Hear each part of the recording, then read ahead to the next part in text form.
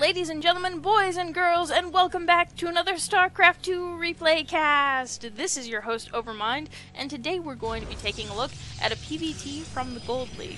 So let's go ahead and talk about our players spawning down on the bottom right side of Akalon Waste. In blue, representing Clan WF, we have our Protoss hero. It is GriM. And spawning up at the top left side of our map, in red, we have our Terran player getting his first gas geyser up and running. It is johnhandpop, representing CEC. Now, johnhandpop is going to be scouted out by this lone and impetuous probe. It's going to see the barracks, it sees the depot, it sees all the SCVs, and it of course sees that third gas geyser, which will indicate to GriM that there can be the possibility of Reapers, the first of which is being built right now. Also indicates that we could be seeing some tech. We could be seeing some add-ons for these barracks. Lots of stuff could be going on. Looks like this probe is just going to chill out down here. I was worried he was going to do something mischievous, but having a probe there to check on that expansion timing as well as to sort of pop up this ramp and see what's going on is quite useful. Looks like he is turning around to see what this scouting SCV is doing. The SCV scouting out to make sure the probe isn't up to any mischief, and indeed it is not. Does choose to take an expansion. Looks like we have our Reaper out on the field, sick of being scouted out, completely not okay with this invasion of his privacy, and first blood. The probe dies in a puff of smoke. Looks like we're going to go ahead and add on a reactor and a barracks now that we have our privacy from that probe. Similarly, there is a scout over here, SCV taking a good look around the base for GriM, sees the cyber core is up, sees that there's a mothership core coming on the way.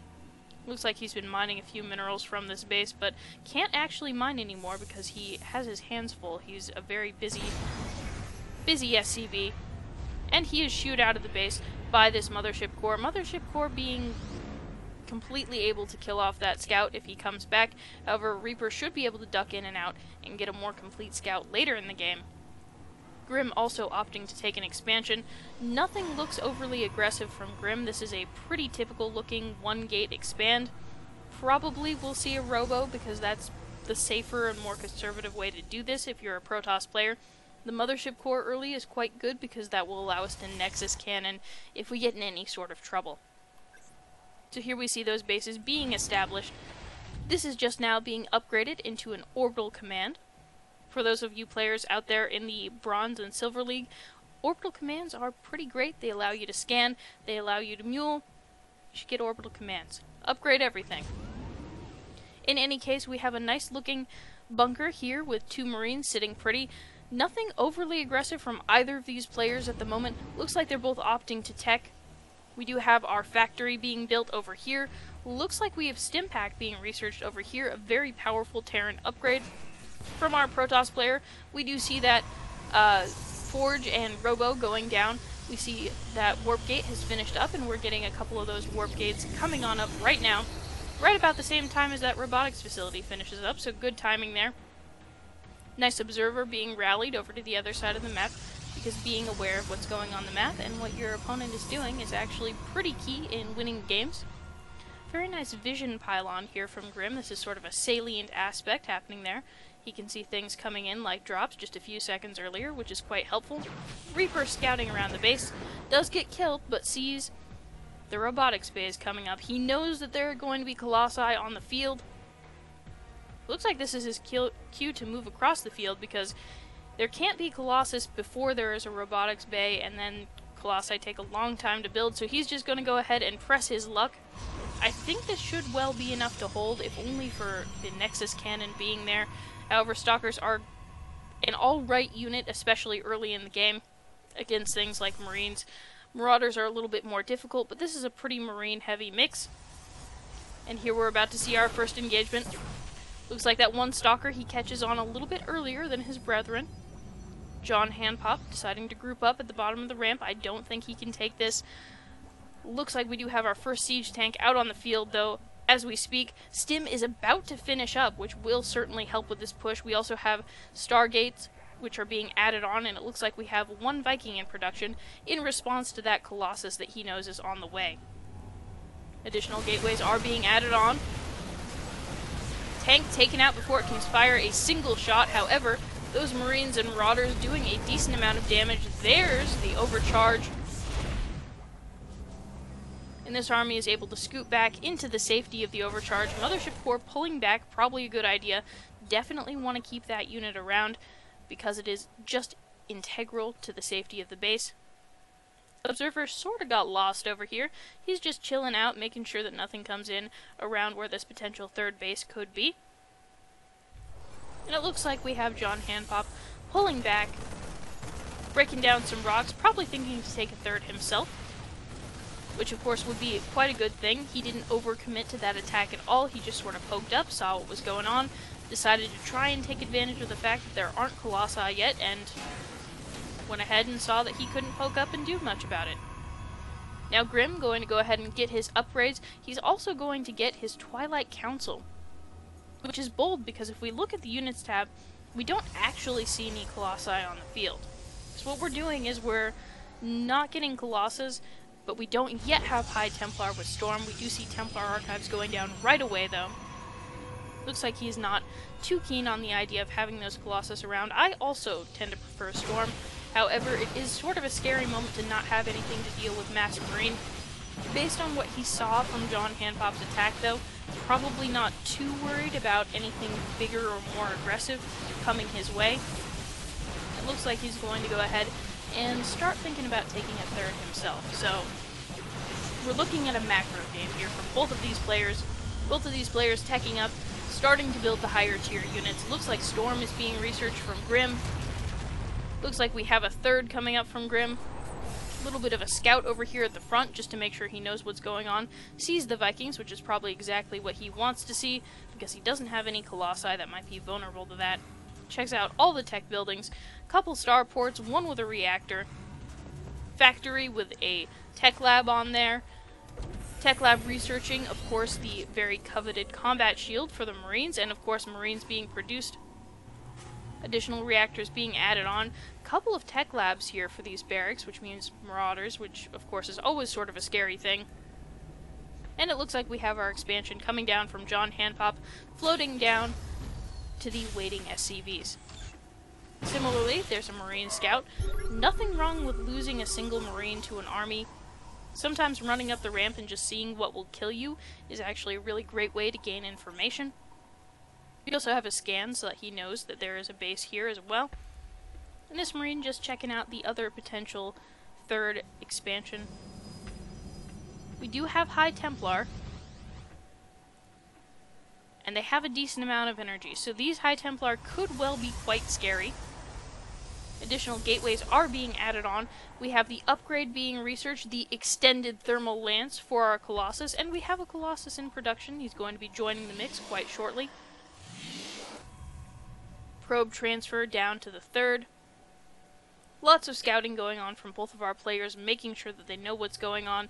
Very, very important. I know I've said that before, but I'm going to continue to say that, because it is vital to know what is up, to be aware of any tech switches, and any ninja expansions.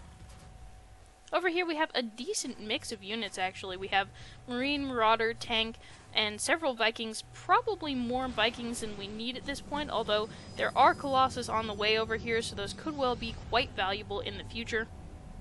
However, Storm is going to be a powerful ability as we move along. Looks like we have a little proxy over here for GriM, just to make sure that he has some options. A little proxy over here too. And we have an observer following this army, making sure that he knows where everything is. Scan coming up for johnhandpop. He wants to know what he's running into. He does see those High Templar, which could well be sort of daunting. We have a pull of SCVs here, which is also a little scary. They could be for repair since they are being left behind. Looks like there's a storm, but it's kind of a miss, unfortunately. A little bit of a miss again with that storm. That's not great. However, there are a bunch of SCVs. SCVs actually soak up a lot of damage from a Protoss army. They can be quite difficult to deal with if you don't kill them off quickly.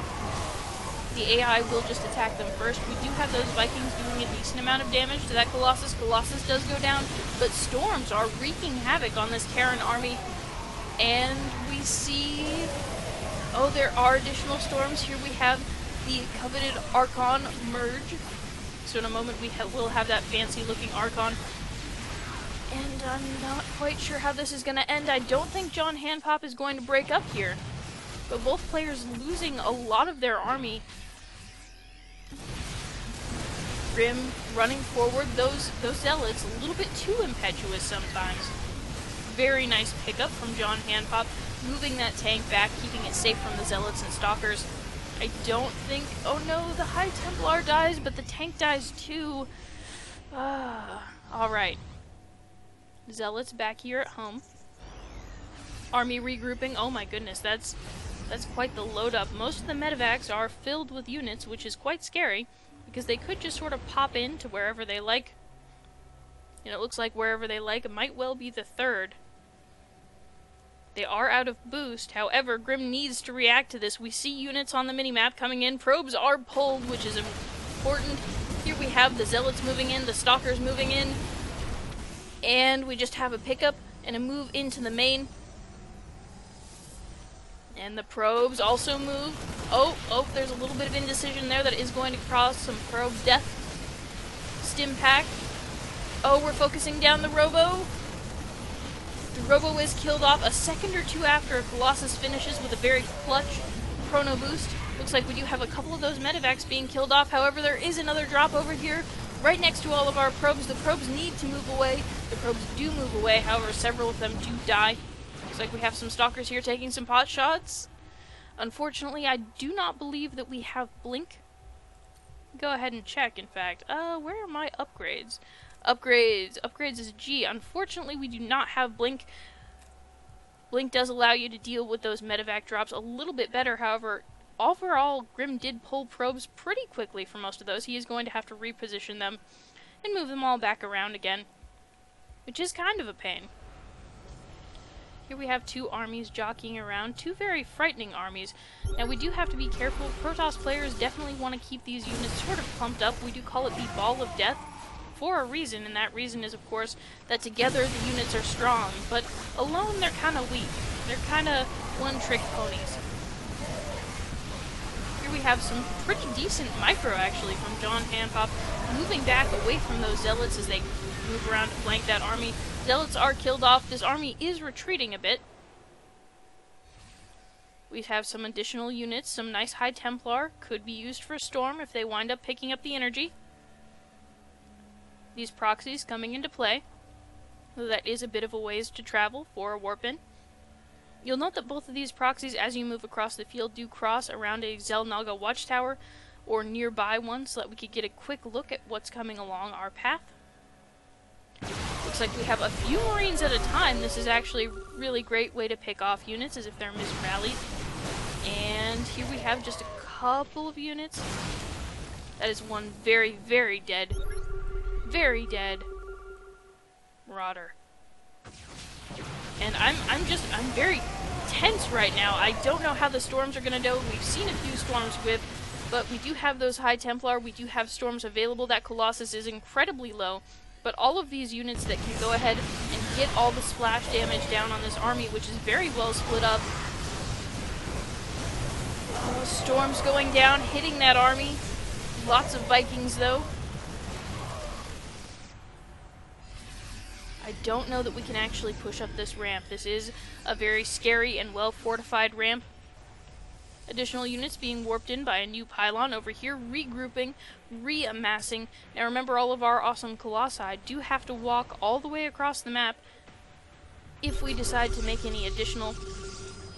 Looks like both GriM and johnhandpop spending their money fairly well. We do see that dipping on down as we warp in our units. We do see additional upgrades, additional High Templar merging into Archons, so we are going to go ahead and push the attack and not wait for that energy to build up. And that's just beautiful, all of those Archons coming on up. The SCVs are pulled, and there's a huge storm that goes down on them, killing them off pretty quickly. The Archons moving on in, lots and lots of splash damage going down, lots and lots of death being dealt out. And I think this might actually break on up with that final warp in.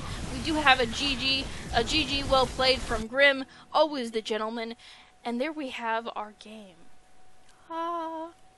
So that was submitted to us by the wonderful GriM. who is, of course, a member of the Overmind army. We are all very pleased to him and thank him sincerely for this excellent and exciting game. For those of you who enjoyed this cast, if you would like to see me cast one of your games, go ahead and send it to noobcrafted@gmail.com. That's noobcrafted@gmail.com. For those of you who enjoyed this cast and don't want to see me cast one of your games, but want to go ahead and lurk, you can proceed to lurk by subscribing, by following me on Twitter. Whatever you want, just go ahead and lurk on my channel. That's totally fine as well. Thanks so much for watching, guys. I enjoyed it. I hope you enjoyed it. Have a good night.